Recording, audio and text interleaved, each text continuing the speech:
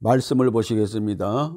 오늘 우리에게 주신 말씀은 구약성경 사사기 6장 25절로 32절 말씀까지 함께 보시겠습니다. 이날 밤에 여호와께서 기드온에게 이르시되 내 아비의 수소 곧 7년 된 둘째 수소를 취하고 내 아비에게 있는 바알의 단을 헐며 단 곁에 아세라 상을 찍고 또 이 견고한 성 위에 내 하나님 여호와를 위하여 규례대로 한 단을 쌓고 그 둘째 수소를 취하여 내가 찍은 아세라 나무로 번제를 드릴지니라. 이에 기드온이 종려를 데리고 여호와의 말씀하신 대로 행하되 아비의 가족과 그 성읍 사람들을 두려워하므로 이 일을 감히 백주에 행하지 못하고 밤에 행하니라. 성읍 사람들이 아침에 일찍이 일어나 본즉 바알의 단이 해파되었으며 단 곁에 아세라가 찍혔고 새로 쌓은 단 위에 그 둘째 수소를 드렸는지라.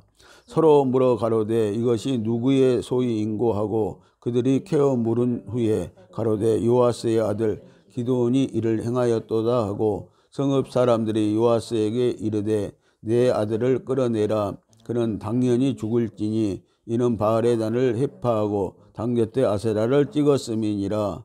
요아스가 자기를 둘러선 모든 자에게 이르되 너희가 바알을 위하여 쟁론하느냐? 너희가 바알을 구하겠느냐? 그를 위하여 쟁론하는 자는 이 아침에 죽음을 당하리라. 바알이 가연 신일진데 그 단을 해파하였은즉 스스로 쟁론할 것이니라 하니라. 그날에 기드온을 여룹바알이라 하였으니 이는 그가 바알의 단을 해파하였은즉 바알이 더불어 쟁론할 것이라 함이었더라. 아멘. 할렐루야. 옆 사람들하고 인사하시겠습니다. 오직 예수뿐입니다. 우상을 제거합시다.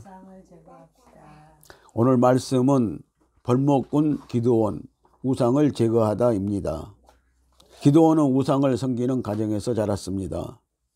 마을 사람들이 다 바알신과 아세라 목상신을 믿고 있었습니다. 기드온은 하나님을 알고 나서는 우상을 섬기지 않았습니다. 기드온은 하나님을 만나기 전에는 겁쟁이요 비겁한 사람이었습니다. 하나님을 만나고 나서 죄를 알게 되고 죄를 내려놓으니 마음에 평강이 있게 되었습니다. 그는 담대한 용기와 용맹스러운 믿음을 갖게 되었습니다. 우리의 심령에 평강이 있으면 언제나 하나님을 바라볼 수가 있습니다. 하나님을 바로 볼 수가 있게 만듭니다. 그래서 기드온은 마을에 있는 바알신과 아세라 목상을 찍어버릴 수 있는 용기와 믿음을 갖게 되었습니다. 기드온이란 벌목꾼이라는 뜻입니다. 기드온의 이름이 벌목꾼이라는 뜻입니다. 우리도 이제 기드온과 같이 믿음의 용기를 갖고 내 속에 있는 우상들, 세상과 물질, 자존심과 이기심, 탐욕과 정욕, 교만 등을 모두 찍어낼 수 있는 벌목꾼이 되어야 합니다. 우리도 마음에 가정에 있는 우상을 제거하라고 합니다. 우리 심령에 있는 우상을 제거합시다. 여러분, 산에서 벌목하는 사람들을 보면 정말 무섭습니다. 그들이 산만큼 큰 나무를 도끼로 찍어낼 때 보면 정말로 장엄합니다. 힘도 대단하지만 그 나무가 쓰러질 때는 두렵기도 하지만 벌목꾼들은 담담하게 나무를 쓰러뜨립니다. 이와 같이 우리 마음속에 있는 죄악성을 찍어낸다는 것도 정말로 큰 용기와 믿음이 없이는 불가능하다는 것입니다. 나무를 쓰러뜨리는 것보다 더 무서운 우리 마음속에 있는 악하고 무서운 우상을 찍어버려야 합니다. 그러려면 말씀의 도끼가 필요합니다. 우리에게는 하나님의 말씀이 필요한 것입니다. 에베소서 6장 17절 말씀을 보시면은 구원의 도구와 성령의 검, 곧 하나님의 말씀을 가지라고 합니다. 아멘. 그래서 오늘 우리가 하나님의 말씀을 가져야 한다는 것입니다. 성령의 검이 우리에게는 그래서 필요한 것입니다. 우리가 성령의 검, 말씀의 검을 가져야 우상을 찍어낼 수 있기 때문인 것입니다. 구약의 역사는 불의 역사이고 신약의 역사는 빛의 역사입니다. 구약에서는 빛에 대해서 별로 말하지 않습니다. 지금 기드온에게는 불로 임하셨고 시내산에서도 하나님은 불로 임하셨습니다. 모세에게 떨기나무 불꽃 가운데 나타나셨습니다. 출애굽기 3장 2절 말씀을 보십니다. 여호와의 사자가 떨기나무 불꽃 가운데서 그에게 나타나시니라. 그가 보니 떨기나무에 불이 붙었으나 사라지지 아니하는지라. 아멘. 구약시대 때는 최초로 모세에게 하나님이 불로 나타나셨다는 것입니다. 그런데 떨기나무에 불이 붙어 있었는데 그 떨기나무가 타지 않았다고 이렇게 말씀을 하십니다. 그래서 구약시대 때는 불로 하나님이 나타나셨습니다. 신약시대에는 예수님이 빛으로 오셨습니다. 하나님께서 시내산에 계실 때 흑암과 불과 내성과 번개에 쌓여 계셨습니다. 구약시대에는 인간이 하나님께 나갈 수가 없었습니다. 하나님을 볼 수가 없었습니다. 구약의 하나님은 실체가 없었습니다. 그러나 신약의 하나님은 실제로 나타나셨습니다. 빛으로 오셨기 때문에 하나님을 대변하듯 알 수 있습니다. 요한복음 1장 4절과 5절 말씀을 보십니다. 그 안에 생명이 있었으니 이 생명은 사람들의 빛이라. 빛이 어둠에 비치되 어둠이 깨닫지 못하더라. 아멘. 자, 구약시대 때는 하나님이 불로 나타나셨고, 그리고 신약시대 때 와가지고는 우리에게 하나님이 빛으로 오셨다는 것입니다. 다시 말씀하시면 빛으로 오셨고 우리에게 생명으로 오셨다는 것입니다. 그래서 요한복음 8장 12절 말씀을 보시면은 나는 세상의 빛이니 라고 이렇게 예수님은 말씀하시고 있고요. 나를 따르는 자는 어둠에 다니지 아니하고 생명의 빛을 얻으리라고 이렇게 말씀을 하시고 있는 것을 볼 수가 있습니다. 마귀도 불의 역사를 갖고 있습니다. 마귀의 정체도 구약에서는 밝혀지지 않다가 신약에 와서 빛이 왔을 때 마귀의 정체가 드러나게 되었습니다. 그래서 구약 성경에서는 마귀를 쫓아내는 역사가 없었습니다. 왜냐하면 빛의 역사가 없었기 때문입니다. 그런데 신약에 와서 하나님이 빛으로 오셨기 때문에 어두움이 견디지 못하고 다 드러나게 된 것입니다. 여러분들이 조금만 말씀을 사모하고 기도해도 마귀가 정체를 드러내는 꿈이나 환상을 받게 되는 것이 그 증거입니다. 그래서 구약시대 때는요, 마귀의 역사를 쫓아낼 수가 없었다는 것이죠. 그러나 신약시대 때 와서는 우리에게 빛으로 오신 예수님 때문에 우리가 예수 이름으로 그 마귀를 쫓아낼 수 있게 되었다는 말씀인 것입니다. 그래서 오늘 저와 여러분들이 하나님의 말씀을 가지면은 그 말씀을 통해서 우리가 마귀의 역사를, 그 빛의 역사로 마귀를, 어두움을 우리가 쫓아내 버릴 수가 있다는 것입니다. 열처녀 비유에서는 예수님은 한밤중에 오신다고 하셨습니다.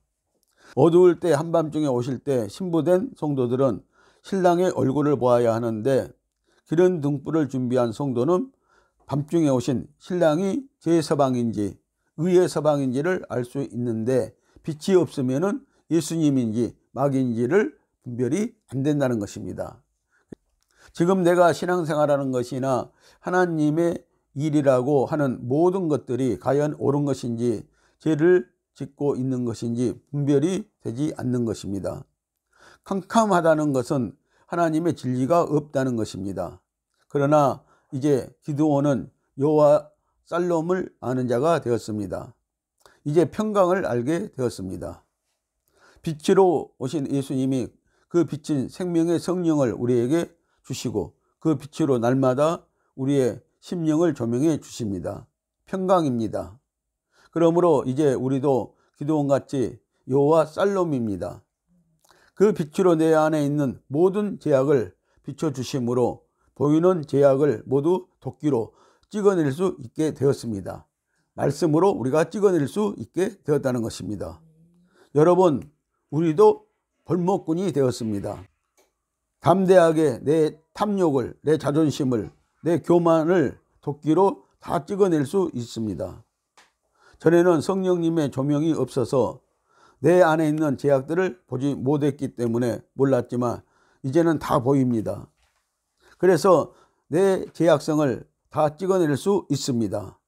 집 안에서도 부모와 남편과 아내와 형제의 눈치를 보지 않고 몽땅 찍어낼 수 있습니다.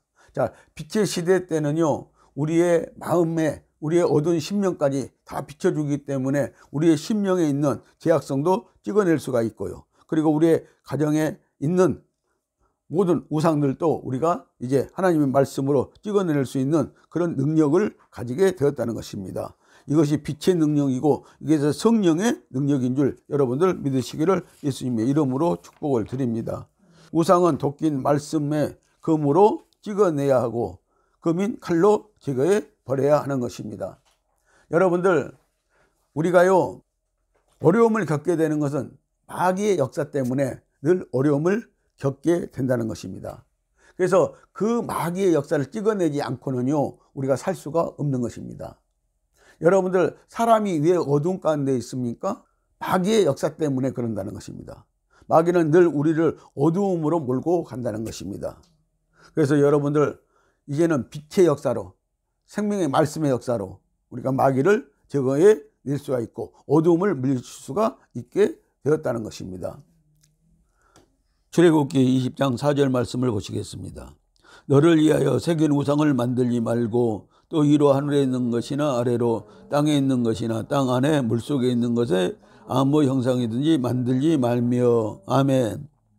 여러분들, 하나님께서는 우리에게요, 하늘에 있는 것이나 땅에 있는 것이나 물속에 있는 아무 형상이든지 만들지 말라고 이렇게 말씀을 하고 있습니다. 여러분들, 하늘에는요, 해, 달, 별의 신이 있습니다. 사람들이 섬기는 신이 해신, 달신, 별신이 있다는 것이죠. 그리고 땅에는 석상과 목상, 여러 모양의 형상들이 있습니다. 그리고 물속에는 우리가 잘 알다시피 물속에는 용왕신이 있습니다. 우상은 유형적인 우상이 있고 무형적인 우상이 있습니다. 그러니까 보이지 않는 우상이 있고 보이는 우상이 있다는 것입니다. 여러분들, 보이지 않는 우상은요, 우리 생각 속에, 우리 마음 속에 있는 우상들인 것입니다. 기드온이 겁이 나서 밤에 행동에 옮겼지만 결국은 해내었습니다. 아버지의 신앙의 도움으로 살게 되었지만 이제는 내 손으로 직접 하였습니다. 우리도 내가 직접 해야 합니다. 처음에는 조금 두렵지만 하나님 아버지께서 도와주심을 믿고 담대하게 잘라내십시오. 그리고 내 심령이 요와 살롬이 되는 것입니다. 평안이 이루어지는 것입니다. 목회자들과 성도들 중에도 가문과 가정에서 우상을 제거한 분들이 많이 있습니다. 저도 해냈습니다. 장남인 제가 성령 받고 조상 제사를 거부하고 집에서 쫓겨났지만 결국 저희 부모님은 예수 믿고 신앙생활 하시다가 천국에 갔습니다. 고린도전서 10장 20절 말씀을 보시겠습니다. 대저 이방인의 제사는 귀신에게 하는 것이요 하나님께 하는 것이 아니니 나는 너희가 귀신과 교제하는 자 되기를 원치 아니하노라. 아멘. 자, 이방인들의 제사는 귀신에게 하는 거라고 분명히 이렇게 말씀을 하고 있습니다. 예수 안 믿는 사람들을 이방인이라고 하는데 그들의 제사를 보면은요, 지방을 써놓고 있는데요, 귀신 신자를 써놓고 제사를 지낸다는 것입니다. 그러니까 귀신에게 하는 거예요. 그러면서도 조상들에게 한다고 그들은 말을 하고 있다는 것입니다. 그래서 귀신에게 하는 것은, 하나님이 귀신과 교제하는 것은 절대 옳지 않는다고 이렇게 말씀을 하고 있잖아요.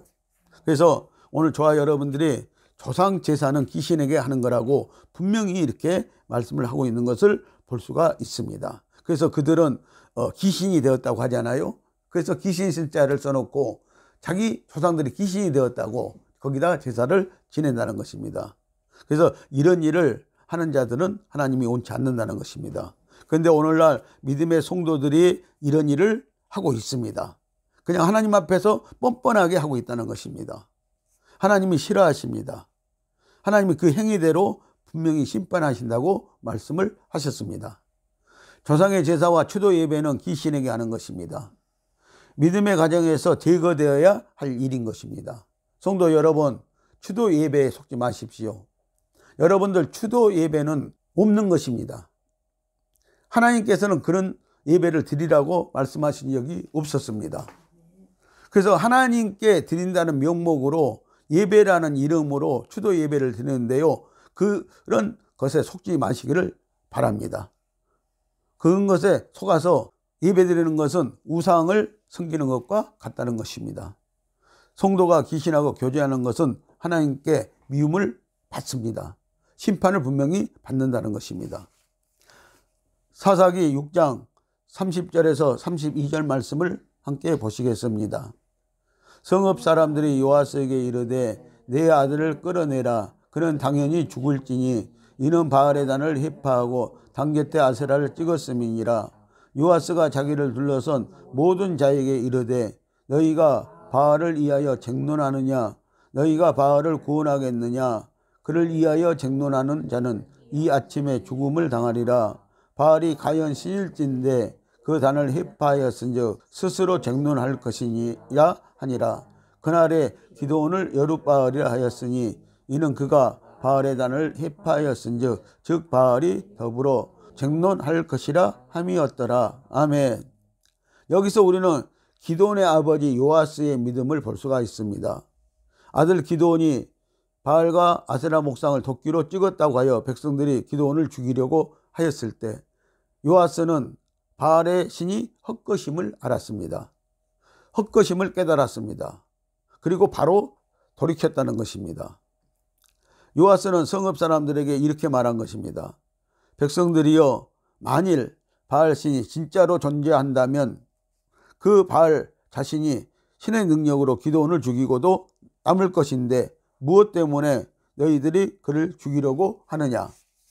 만일 너희가 기드온을 죽인다면 그것은 오히려 바알 신이 노여워하여 너희를 죽일 것이 아니겠느냐고 한 것입니다.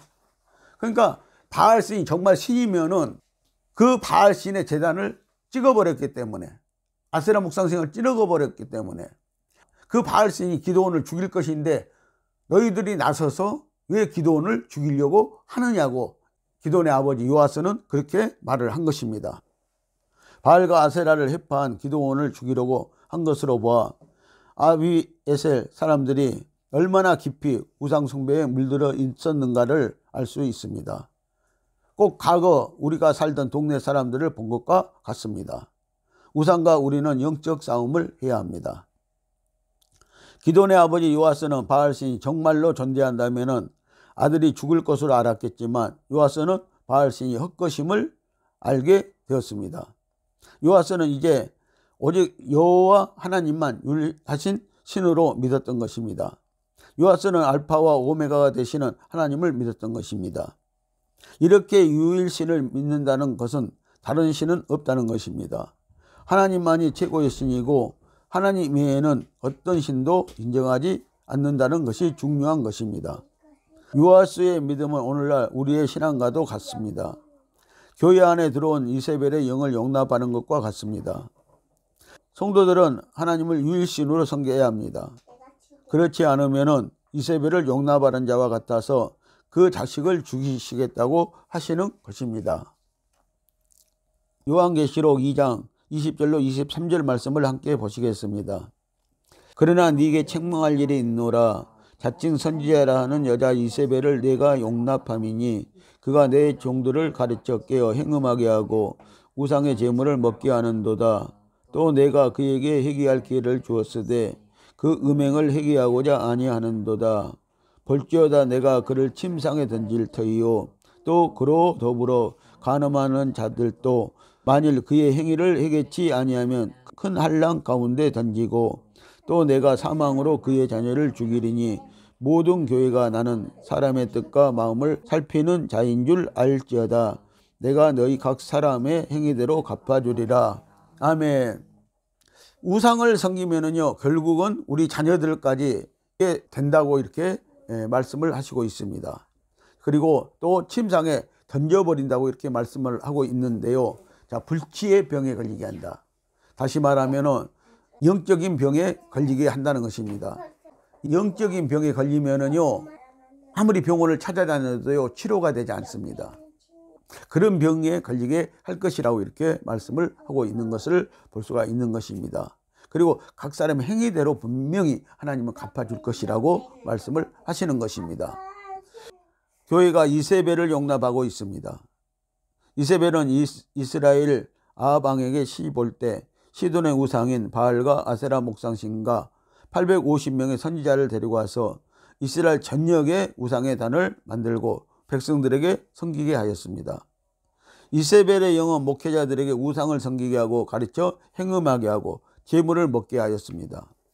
교회가 우상을 섬기는 것을 회개하지 않으면 침상에 던져버린다고 합니다.